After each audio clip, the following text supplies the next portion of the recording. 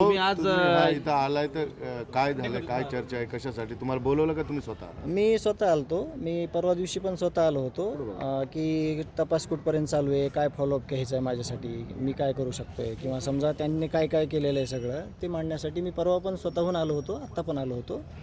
मला कोणीही बोलवलं नाही किंवा काही नाही. माझ्या जे काही रिक्वायरमेंट आहेत तपासण्यामध्ये मला असं वाटू नाही की मला ही माहिती नाही, त्यासाठी मी आलो होतो स्वतःहून आणि फॉलोअप घेतो आहे मी की कुठपर्यंत काम आलं आहे.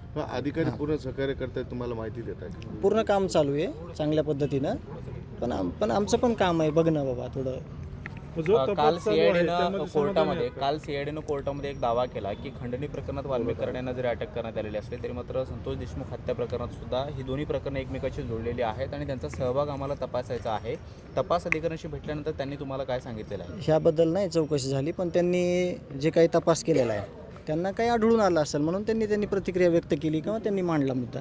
आम्हाला त्यांच्याविषयी त्यांनी काही सांगितलेलं नाही. हत्या प्रकरणाच्या संपूर्ण सखोल चौकशीसाठी राज्य सरकारने SITची स्थापना केली आहे.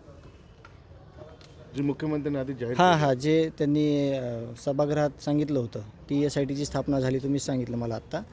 तर आम्ही त्याच्यात कुठले अधिकारी आहेत, कशा पद्धतीनं त्याचं काम असेल त्याची आम्ही माहिती घेऊ. आत्तापर्यंत सीआयडीनं जो तपास केला आहे किंवा वाल्मीकरण यांची अटकेची कारवाई असेल ती शरण जरी आले असेल तरी अटक करून पुढची जी काही प्रक्रिया सीआयडीकडून सुरू आहे त्यावरती तुम्ही समाधानी आहात? हे आरोपी ज्यावेळेस येतील राहिलेले आरोपी आणि सहआरोपी, मग त्यावेळेस मी तुम्हाला सगळ्यांना विशेष म्हणजे समोर तुम्हाला बोलून मी सांगाल या सगळ्या प्रक्रियेवर की कितीपत समाधान झालं आहे किंवा काय विषय. अरे भाऊ, 15 दिवसाची कोठडी मागितली, पूर्ण 15 दिवसाची कोठडी दिली गेली, असं फार कमी केसेसमध्ये होतं. काय वाटतं तुम्हाला? जे तपास चालू आहे CID मार्फत सगळ्या डिपार्टमेंटमार्फत ते त्यांच्या तपासात त्यांनी जे म्हणजे विटनेस असतील काही किंवा सगळे लागेदोरे असतील त्यावर त्यांनी कोर्टाने त्याचा विचार केला असेल ह्यांच्या सगळ्या ह्याच्यावर, म्हणून ते तसं पुढं आलेलं आहे. 2 मोबाईल आणि व्हिडिओच्या संदर्भात देखील समोर आली होती माहिती. तसं काही सीआयडीने सांगितलं कारण तो व्हिडिओ काय चर्चा काय झाली? नाही सांगितलं त्यांनी काय त्याच्याविषयी बोललो काय सापडलं काय नाही सापडलं? नाही. तपासणी झाली असणार आहे पण आम्हाला त्यांनी तसं अधिकृत काही सांगितलं नाही अजून. ओके, चलो.